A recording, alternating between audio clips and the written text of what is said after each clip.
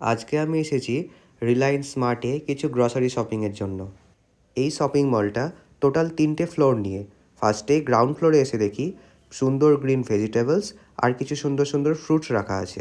এই সুন্দর ফ্রুট আর এই গ্রিন ভেজিটেবলসগুলোকে দেখে আমার কিছু এখানে না নেওয়ার থাকলেও আমার দেখতে বেশ ভালোই লাগছিল। আর এই ফ্রুট আর ভেজিটেবলসগুলোর সামনের এই রেফ্রিজারেটরগুলোতে রাখা ছিল কিছু সফট ড্রিঙ্কস আর কিছু ডেইরি প্রোডাক্ট। আর এই গ্রাউন্ড ফ্লোরের একটু সামনের দিকেই চাল এবং ডালের বিভিন্ন রকম ভ্যারাইটিস রয়েছে। সবার ফার্স্টে আমি একটা শপিং কার্ট নিয়ে গ্রাউন্ড ফ্লোরটাকে ঘুরেই ফার্স্ট ফ্লোরে চলে আসলাম।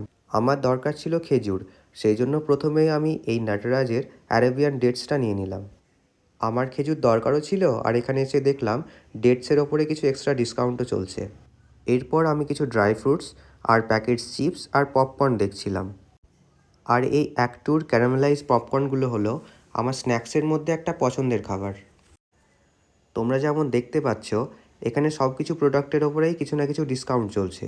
আর এই বিস্কিটগুলোর ওপরেও ডিসকাউন্ট চলছিল, সেই জন্য বাড়ির জন্য আমি এই সল্টেড বিস্কিটটা নিয়ে নিলাম। বাড়িতে মায়ের ডায়াবেটিস হওয়ার পর থেকে মিষ্টি বিস্কুট আমি আর নিয়ে যাই না, এই নোনতা বিস্কুটগুলোকেই নিয়ে যাই।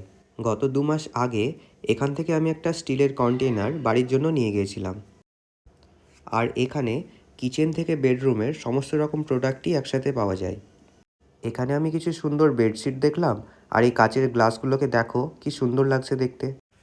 আর আজকের শপিংয়ের আমার সবথেকে পছন্দের জিনিস হলো এই চা। এটা ছাড়া আমার দিনই শুরু হয় না। আমি চা নিয়ে কিন্তু ভীষণ খুঁতখুঁতে। সকালবেলা উঠে সবার ফার্স্টে 1 কাপ চা না খেলে কিন্তু আমার ঘুম কাটে না। এখানে অনেক ভ্যারাইটিসেরই চা অ্যাভেলেবেল ছিল, কিন্তু আমি নিজের জন্য খুঁজছিলাম দার্জিলিংয়ের মাকাই বাড়ির চা।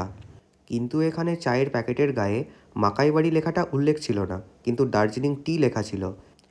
তোমরা চা না কফি কোনটা বেশি পছন্দ করো আমাকে কমেন্ট করে বলতে পারো।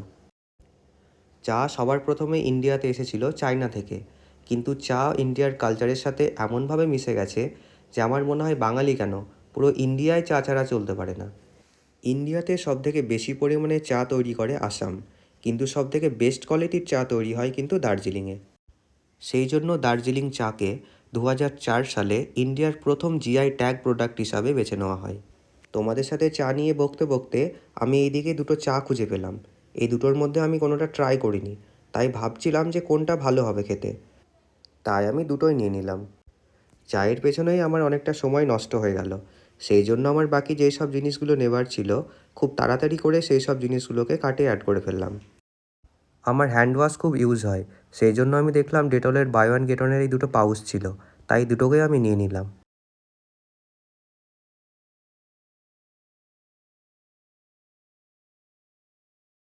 আর কিছু টুকটাক প্রয়োজনীয় জিনিসগুলোকেও তাড়াতাড়ি করে নিয়ে ফেললাম।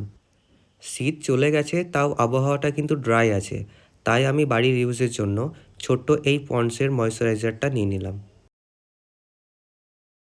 আর এই কাঁচের হ্যান্ড ওয়াশ ডিসপেন্সারগুলোকে দেখে খুব সুন্দর লাগছিল। আমার কিন্তু এটার প্রয়োজন ছিল না, কিন্তু এতটাই সুন্দর লাগছিল যে এটাকেও নিয়ে নিলাম। গ্রাউন্ড ফ্লোরে বিল করতে এসে দেখি বিরাট বড় লাইন পড়ে গেছে। এখানে প্রায় 10 থেকে 15 মিনিট আমাকে ওয়েট করতে হলো। এখানে আমার দাঁড়িয়ে অনেকক্ষণ সময় লাগছিল, তাই আমি আশেপাশে দেখছিলাম।